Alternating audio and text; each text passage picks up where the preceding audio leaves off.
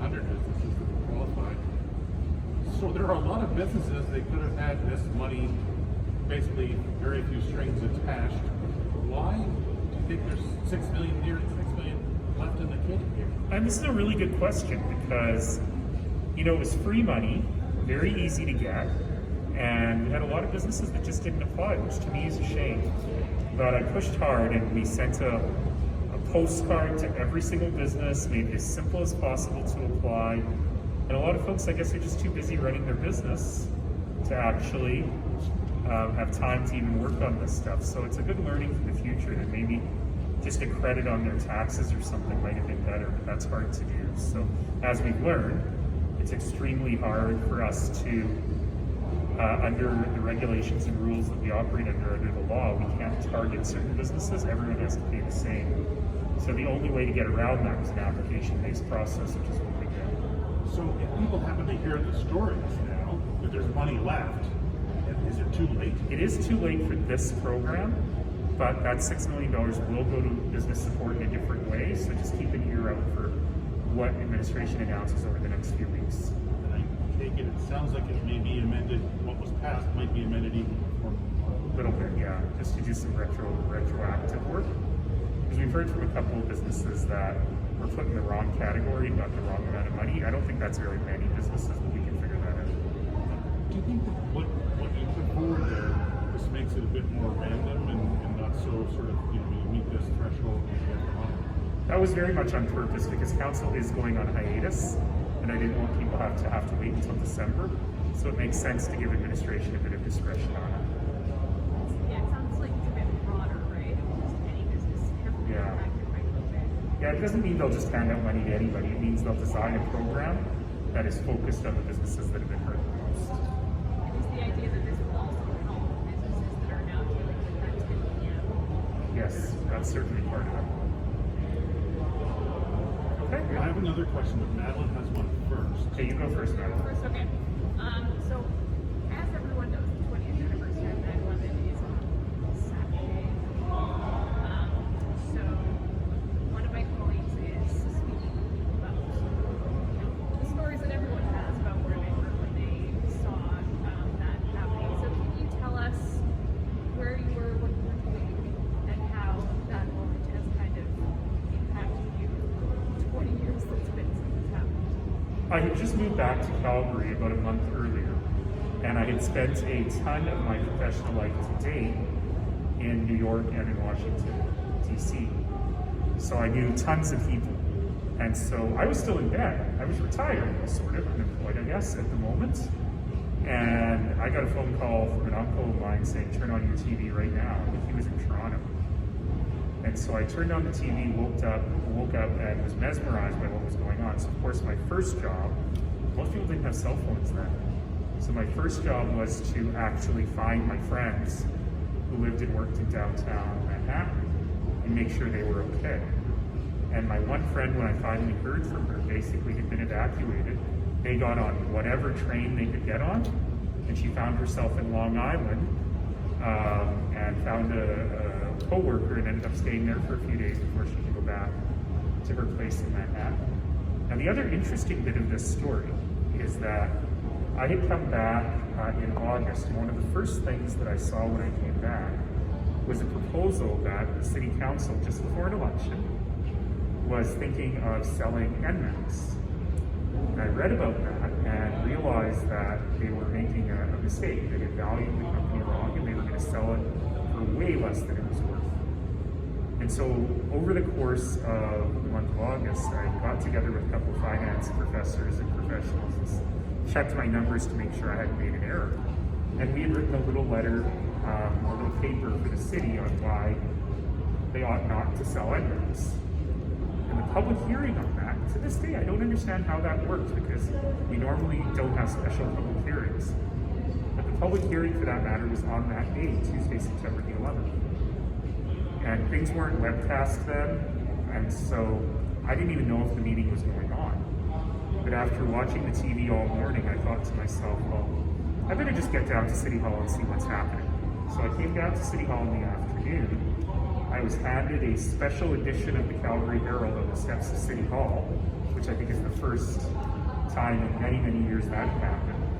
And I spent the rest of the day on September 11th, 2001, in my very first public hearing of City Council, talking about why we shouldn't privatize equities. And by the way, we never did. It was destiny. It had to have a city council connection. Always.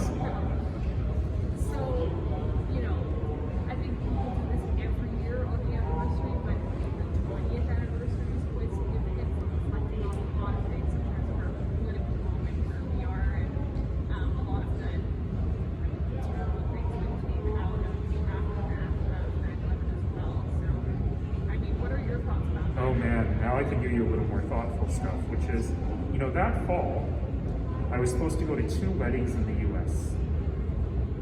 A wedding of a cousin and a wedding of a close friend. My cousin's wedding in Texas got canceled because he didn't want his Muslim relatives traveling to the US at that time. And the other wedding, which was in the northeastern US, I didn't feel comfortable going. And so I remember that real sense of my first real feeling of what Islamophobia could be after that. I did end up in New York visiting friends a few months later, probably in February, March of 2002. And I was in downtown Manhattan. I went to see the site, and then I had to make a phone call. So I was in a deli, and I went to pick up a payphone, as you had in those days, and the payphone wasn't working. So I said to the deli owner, you know, the payphone's not working. He goes, no, the phones haven't worked since that day. And of all things, that's what really hit me, is the fact that this was something that was really real to that point. In the years since, I've gotten the chance to talk to a lot of Canadians, military and NGO, who spent a lot of time in Afghanistan. And it's not a coincidence. The United States wanted to pull out before the 20th anniversary. But to me, what has happened in the last few months to the people of Afghanistan is heartbreaking. Yet again, everyday people who just want to live decent lives and be safe in their country have been turned into geopolitical pawns. And when I think about all the work that's been done over 2 decades in building civil society, in helping eradicate poverty, give women the opportunity to get educated, all of it just thrown out the window. And to me, that is horrific tragedy. And one more question? Monday is the final council meeting of this term, and yours. I know that you had spoken in, back in early July, that you had hoped that in September you and all of your colleagues could be in one place at one time. Yeah. That's not going to happen now, is it? I have a plan, which I haven't even told my colleagues yet. So you get to be the first to hear about it. In the morning, we've got some recognitions that are important to me to do. And so what I may do is I may invite my colleagues to come to council physically in the morning, but actually to spread out through council chambers, not sit at their desks, for those recognitions, and then ask everyone to go remotely for the actual meeting, so at least we'll see one another. Is it significant to you? I don't know about to them, but to you, is it symbolic, I guess, that maybe you should be in one place because you haven't all been in one place for so long? I think the gathering on the steps of Old City Hall that we it was pretty fun. And they weren't all there. Yeah. Yeah, you know, I think about someone like Councillor Farrell, who is retiring after 20 years. She was elected in that post-NMAX election. And I just want to give them the opportunity to sit at their desk one last time. And so I'm hopeful that we'll be able to do it. But yeah, symbolically, even for me, you know, I haven't seen them. There's probably a couple of council members who I haven't seen at all since March 2020. The rest of them I've seen sporadically or episodically out in the community. But it really would be nice for our last meeting to have everyone together. But our number one job is to keep everybody safe.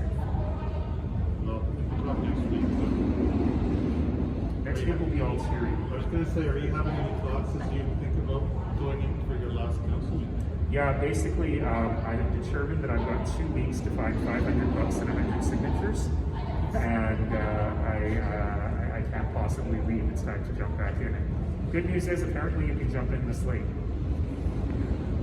So just wondering if you can review what happened with the Relaunch Grant and what and what happened that not all the money went out. Yeah, we've got about $6 million left in that grant program. So a lot of businesses got their grant. But I was a bit surprised that a lot of businesses didn't apply. It was free money. And every single business in that category got a letter, they got a postcard to their business. So that was really a shame. But the good news is that we've still got $6 million. And now that we're going into this fourth wave, we have the ability to spend that on supporting small business through this as well. And so what's the specific, the motion that was passed today was a bit vague? Is that, are you just... Yeah, it's a bit vague on purpose because council is going on hiatus. Right. And I didn't want people to have to wait. And so the motion gives administration the right to develop a program to spend that $6 million on the businesses that have been most affected by the fourth wave of COVID. So is this a lesson learned for council or for admin of how to roll out these programs? No, it's actually a legal problem because we cannot just give you a tax rebate, which would have been the easiest, simplest way to do this, because the provincial legislation doesn't allow us to do that. So it has to be application-based. And for it to be application-based, we do need people to apply. And so we'll just have to do even better comms going forward on this. And so for restaurants and bars who are being limited by this 10 o'clock shutdown, is it just stay tuned to see? Yeah, stay tuned. That's precisely the people who we'd probably like to help the most. Restaurants and bars that are losing money because of this 10 p.m. curfew. Great. That's everything. Thank you. Thank you very much.